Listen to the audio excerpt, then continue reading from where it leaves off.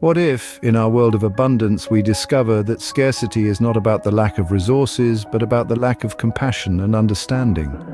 On this journey today, we will delve into an ancient story that has withstood the test of time, a tale from the book of Matthew, specifically chapter 14, verses 13 to 21. It's a story of compassion, miracles, and the power of faith.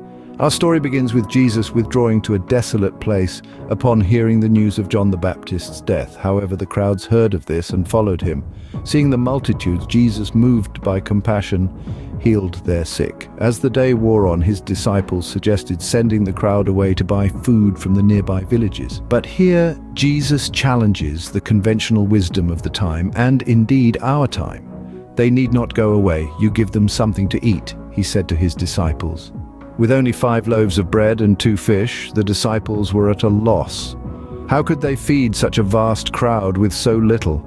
Yet, with faith and compassion as his guide, Jesus took the loaves and the fish, looked up to heaven, blessed, broke them, and gave the loaves to the disciples, and the disciples gave them to the crowd. And lo and behold, they all ate and were satisfied. And they took up 12 baskets full of the broken pieces left over. This story, my friends, is not merely about the multiplication of loaves and fishes. It is a story about the boundless power of compassion and faith. It is a story that challenges us to look beyond what we perceive as scarcity and see the abundance that lies within our reach. So, what are the key points that we can glean from this passage? First, the power of compassion. Jesus, upon seeing the crowds, was moved with compassion. He healed the sick and he ensured they were fed. Second, the power of faith. Despite the seemingly impossible task of feeding thousands with merely 5 loaves and 2 fish, Jesus proved that with faith, all things are possible. Lastly, the power of abundance over scarcity.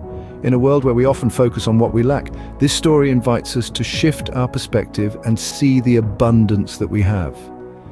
In application, this passage challenges us to live with compassion, to have faith even when the odds seem overwhelming, and to recognize the abundance that lies before us. As we journey through our daily lives, may we strive to embody these lessons. May we act with compassion, live with faith, and always see the abundance in our world. For in doing so, we can truly make a difference and perhaps, just perhaps, perform miracles in our own way. Remember, miracles are not just about defying the laws of nature. They are about defying the limitations we impose on ourselves and the world around us.